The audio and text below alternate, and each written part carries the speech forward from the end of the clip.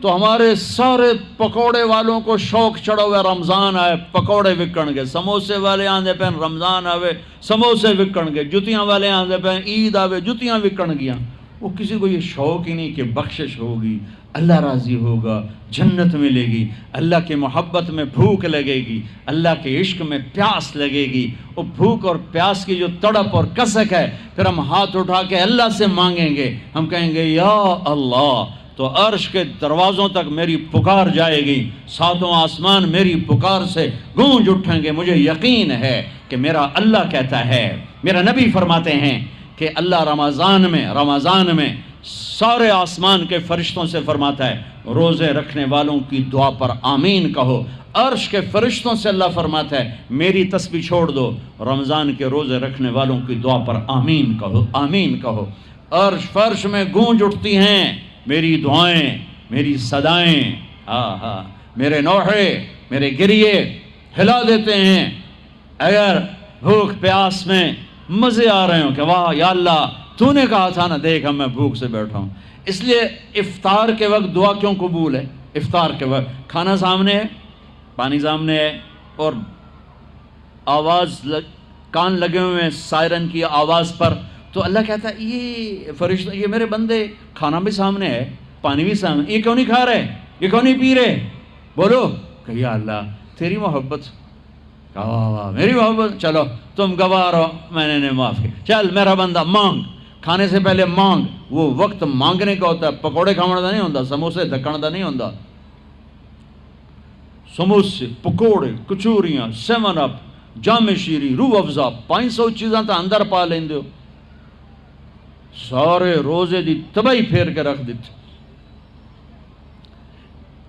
ایک مہینے کے لیے اوور آلنگ ہے، ٹیوننگ ہے، ٹیوننگ، تھوڑا کھاؤ، تھوڑا کھاؤ، تھوڑا کھاؤ، ٹھنڈے شربت مت پیو، ٹھنڈے شربت مت پیو افطاری کے وقت، بعد میں پینا تو پی لو، این افطاری کے وقت اپنے اوپر ظلم مت کرو۔ سارے دن کا انجن گرم ہے، ایک دم اس کے اوپر برف پھینکتے ہو، تھوڑی دیر صبر کر کے سادہ پانی پی لو، نماز پڑھ لو، پی لو، جام شیری پیو، 7 اپ پیو، جو مرضی پیو، ٹھنڈا پیو، گرم پیو، جو مرضی پیو، لیکن این روزے کے وقت بچو تلی ہوئی چیزوں سے، کراری چیزوں سے، مسالے دار چیزوں سے، ثقیل چیزوں سے بچو، ہلکا پھلکا رکھو پیٹ کو، ہلکا پھلکا،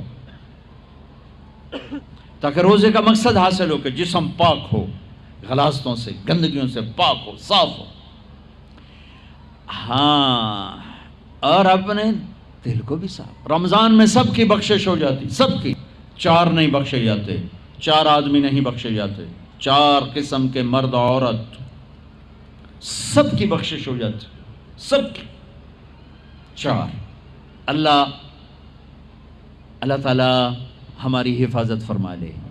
کسی بھائی میں یہ عیب ہے، ابھی سن کے توبہ کر لینا، شراب پینے والا، مستقل شراب پینے والا، رمضان میں بخشش نہیں، ماں باپ کا نافرمان، ماں باپ کا نافرمان، بخشش نہیں۔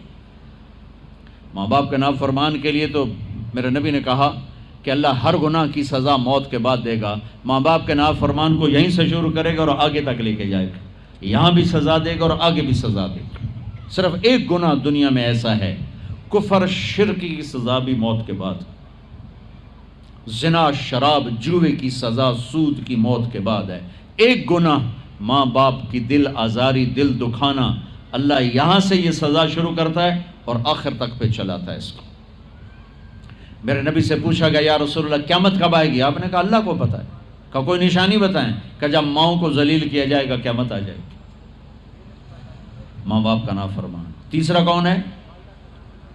رشتہ داروں سے لڑنے والا، کبھی بھائی سے لڑا، کبھی بہن سے لڑا، کبھی خالہ سے، کبھی چاچے سے، کبھی مامے سے، کبھی تائے سے، کبھی پھوپھے سے، قریبی رشتوں سے لڑنے والا اور تعلق توڑنے والا، اس کی بخشش نہیں ہوگی۔ چوتھا کون ہے؟ کینہ رکھنے والا، کینہ، شحن، ایک ہوتا ہے بغض، ایک ہوتا ہے کینہ، شحن، بغض، شحن۔ بغض کیا ہے؟ بغض کیا ہے؟ کہ مجھے انصر بھائی سے نفرت ہے، یہ بغض۔ اور کینہ کیا ہے؟ کہ میں ان کو نقصان پہنچانا چاہتا ہوں۔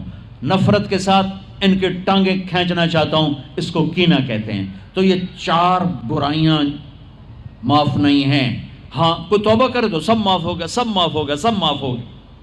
تو اللہ نے ہمیں رمضان کا مہینہ دیا ہے، جہنم کے دروازے بند ہو جائیں گے، جنت کے دروازے کھل جائیں گے، فرض 70 فرض کے برابر ہو جائے گا، نفل فرضوں کے برابر ہو جائے گا، تراویح کے ہر سجدے پر 1500 نیکی لکھی جائے گی، ہر سجدے پر 1500 نیکی لکھی جائے گی، 20 رکعت 40 سجدے 60,000 روزانہ۔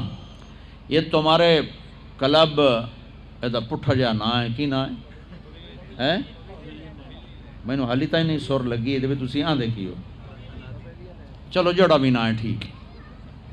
یہ بہت بڑا کلب مجھے نظر آیا۔ یہ یہاں باہر ایک چھوٹا سا پرچہ لگا دیں کہ جو یہاں آ کے تراویح پڑھے گا ہر سجدے پر اس کو 150 روپیہ دے، 150 چھوڑو 15 روپے دیے جائیں گے، ہر سجدے پہ 15 روپے دیا۔ ایتھے ویکھا جی لڑائیاں کیویں ہوندیاں، اے سارے پوترے دادیاں نو چاہتے لے آون گے، دوترے نانیاں نو چاہتے، نانی ٹر آج تراویح تینوں پڑھاون،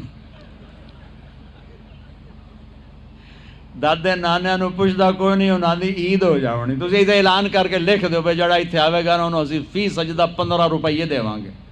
ایتھے پھر چھوٹے ویکھے جے کیویں چل دے۔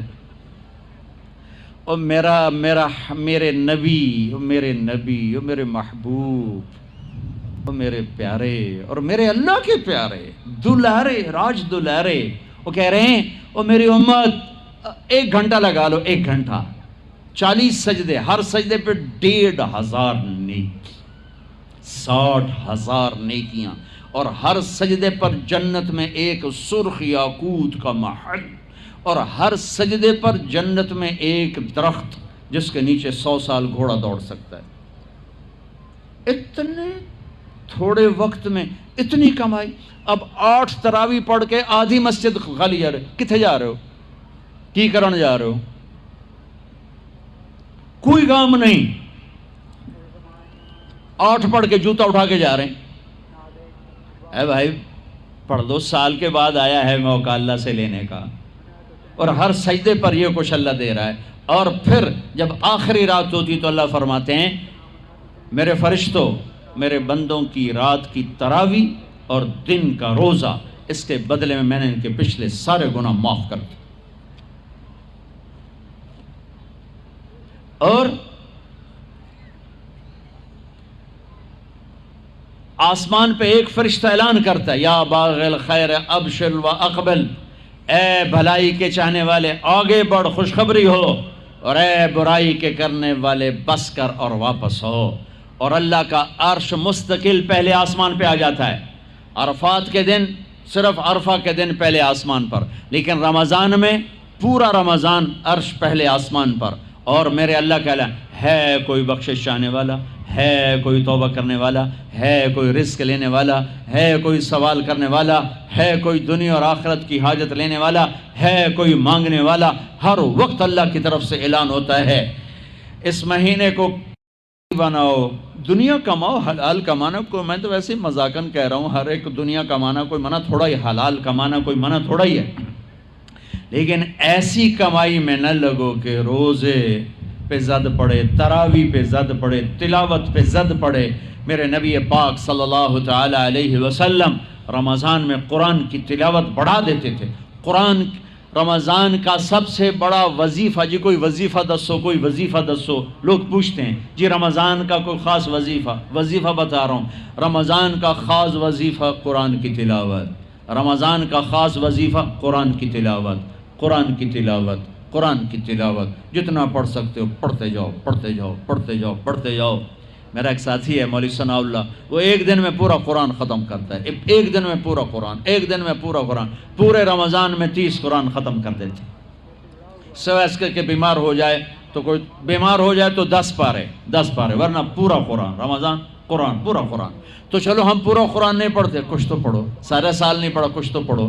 رمضان کا وظیفہ قرآن کی تلاوت، رمضان کی تسبیح قرآن کی تلاوت، رمضان کی خدمت، روزے افطار کرواؤ، سحری کھلاؤ، افطاری کراؤ، غریبوں کو مدد کرو، زکوٰۃ دو، اپنے مزدوروں سے کام تھوڑا لو، گھر کے نوکروں سے کام تھوڑا لو، اور رمضان کی سب سے بڑی بات، آپس میں بغض سے دل صاف کرو. لڑے ہوئے ہو، رمضان آنے سے پہلے جیسے لوگ حج پر جانے سے پہلے نہیں فون کرتے ہیں، صلح کرتے ہیں، اتنا ہی ضروری ہے رمضان سے پہلے میں دل صاف کر لوں، میں معاف کر دوں، میں معافی مانگ لوں. زیادتی کی ہے تو معافی مانگ لوں، کوئی معافی مانگنے آیا تو معاف کر دوں، میرا دل صاف ہو، کسی سے بغض نہ ہو، کسی سے کینہ نہ ہو، کسی کا حسد نہ ہو، کسی سے رنجش نہ ہو. دل صاف کرو. صاف دل اللہ کا عرش بن جاتا ہے، اللہ کا عرش بن جاتا ہے، اللہ کا عرش بن جاتا ہے.